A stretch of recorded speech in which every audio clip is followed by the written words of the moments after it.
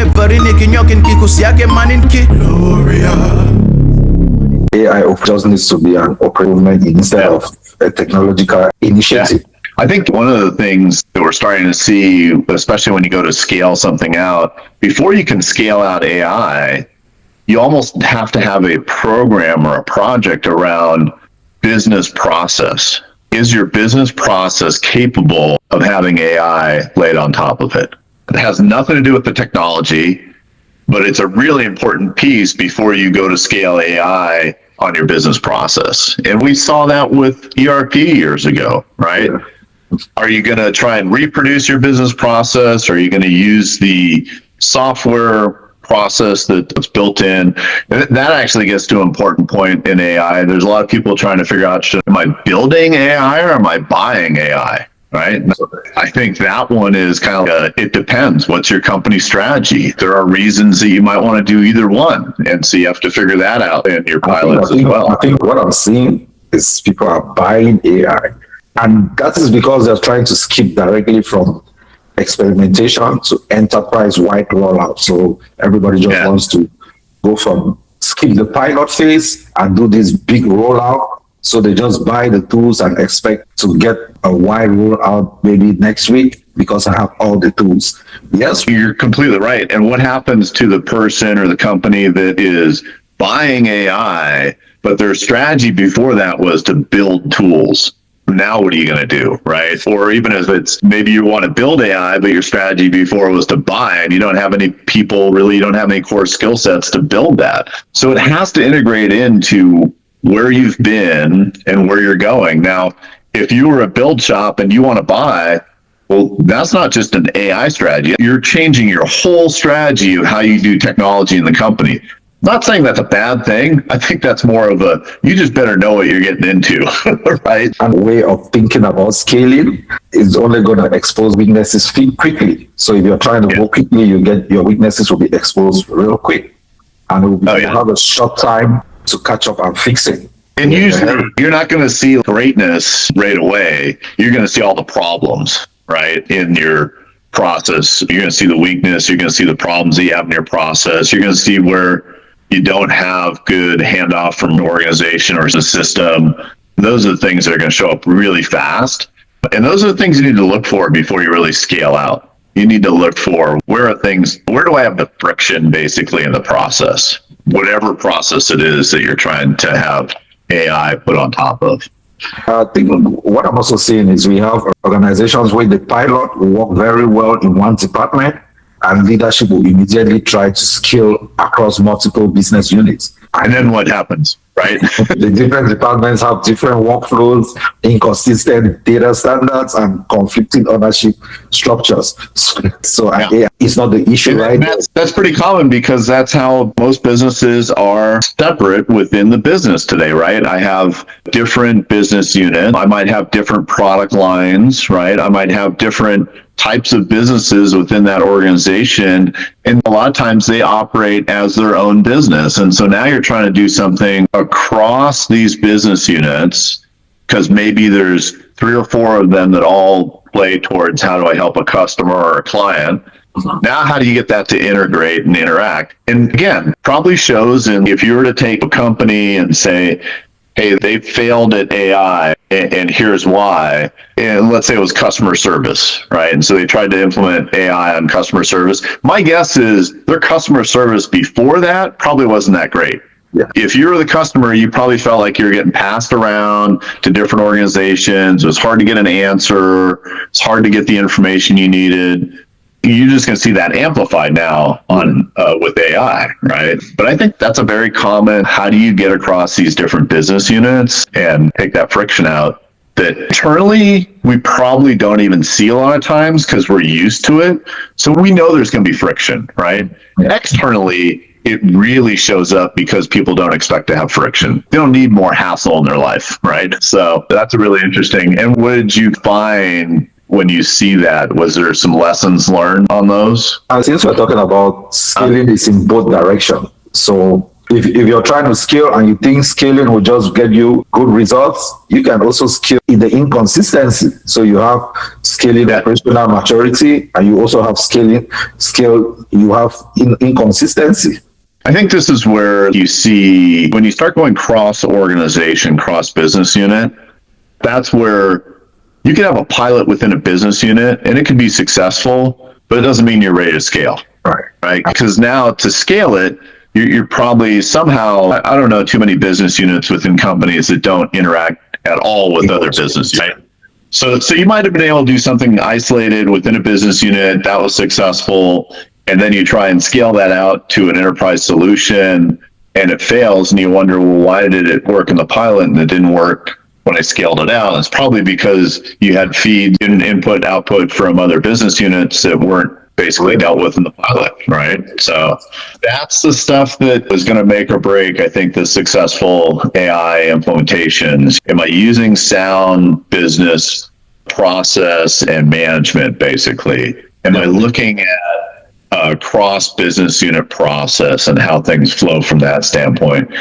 It's not so much the technology. Maybe we'll get to a point where, boy, we just implemented the technology wrong and everything else was working fine. The people in the process was all great. Yeah. But that's not been our pattern in the past as technology implementation. The early results would say that that's probably not going to be the future either. It's more than technology.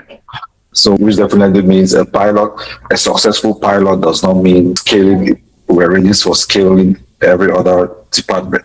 I think you really have to, because you can't fix everything before you do AI, right? So I don't think we're saying, hey, you got to understand every process out there. You got to fix every process before you can do anything with AI. I think it's more of understand the processes that you're going to try and implement AI on top of. And I think there's the thing that you see in companies is there's a written process, and then there's usually how things really get done. And so those two don't really match up. So the written process is how we want things to work and how we think they work. But you kind of need to go talk to the front lines or the people that are really involved in this process to say, hey, here's the process as it is on paper, but how do you really do your job? And I think that's going to be really important to understand, especially if you're thinking AI is going to augment these workers in your process. We got to understand how they really get their work done, which may be things that we've never thought of from a corporate mentality of, but the process says you do it this way. Oh, I never do step 3. I go from 2 to 5, and sometimes I put 4 in there. That's the kind of stuff that's really important to understand. How would I put AI on top of that? So now the executive AI scaling framework. So if leaders want to scale AI more successfully, what frameworks do you think they should think about? I think there's a number of areas, and these are going to vary by your situation and the company that you're in. But I think you have to get the leadership alignment. We talked about literacy, right? So there's that. Literacy is a big part of that. I think operational maturity. So where are you from an operational standpoint of how you manage things and how you manage tasks within the company? That if you're low maturity, I think you have some work to do before you can put AI on top of that. If you're medium to high, you're probably in better shape, right? Where's governance in your company? And not just, we talk about governance a lot from a data standpoint, but I think there's also process governance, even client governance. How do we interact with our clients? What's the feedback loop? And then you want to be able to scale things out, but in a controlled way, right? So you've done pilots. How do you scale the pilot out? Can you even scale the pilot out? I wouldn't try and do, everything at once, obviously. I think you're going to look at, how do I take a pilot and then scale something? But it's still pretty narrow as I scale it out, right? I think those all kind of factor into the control scaling is important because organizations often confuse speed with maturity. So I like the emphasis on the control scaling. And I think you have to we talked about communicating with the workforce. I think you have to communicate with the executives too, with the board, to say, hey, we're going to go at this pace on purpose, right? And that could be a slower or fast pace, depending on what you're capable of doing. But I think I would communicate the intent of the pace and why you're going at that pace. So if the organization is ready to embrace change and our process is pretty good, hey, we're going to move pretty fast with AI. And That may cause some problems, but we think we can move pretty fast. If our organization change management's pretty low, people that are really wary of AI, we've had some other technology adoptions that didn't go that well in the last decade or whatever. Our process, we're not really sure if it's good or not. It's maybe on the low end of the maturity curve. Well, then maybe you're going to go a little slower on purpose, right? But I think those are important conversations to have, and not just we want to go slow or fast, but because of these reasons we want to go slow or fast, or whatever pace you want to go. So the real goal is not how fast we can deploy AI, but it is how responsibly and effectively we can scale it. How are you going to be able to really get some gains out of this? Pilots are interesting, but the real goal is to scale AI to meet the goals that you have. Now, that may be an operational, that may be speed product development. Maybe we're trying to speed up product development, or maybe we're trying to increase customer service. Maybe we're trying to do something with AI that is much more breakthrough from the standpoint of how we distance ourselves from our competitors. Those are all things to think through. That's where I think the ultimate success is. I don't think it's so much, hey, we did an AI pilot, we're on time and on budget. Expect that. It may not happen all the time, but you'd expect that, right? Yeah. I like the fact that the focus on here is not just on the technology, because the technology is already there. The focus is how to build with the technology, how to build around the technology. One thing, and again, I think this is going to depend on each company. Everybody's a little different. But if you scaled AI out and your employee praised it, if they said, wow, this is great, I'd like to see more of this, to me, that would be success, right? Because I think a lot of what we're seeing right now, AI is going to augment the work that the employees are doing today. So if they think it's great, I think you're going down the right road. But if they think, if this isn't helping me, this is actually causing more work for me or something else, then I think you got to stop and look at, well, why is that? Doesn't make sense, right? Yeah. Thank you very much, Scott. It's always very... My pleasure. These are great conversations. So if I have to summarize today's conversation, we will say start with operational clarity, scale intentionally, validate readiness continuously, prioritize workforce alignment, treat AI as a business transformation, not just technology deployment, and what we have to say. So, I think you're right. And I think really, how do you avoid the expensive transformation mistakes that we've seen in the past, where with good intent, things just don't work? And so how do you do some of that before you scale out? Again, people, process, technology, right? So obviously technology is a big part of what we're looking at here. You want to understand that. But your process and your people, are they ready? Can you scale this thing out with what you have?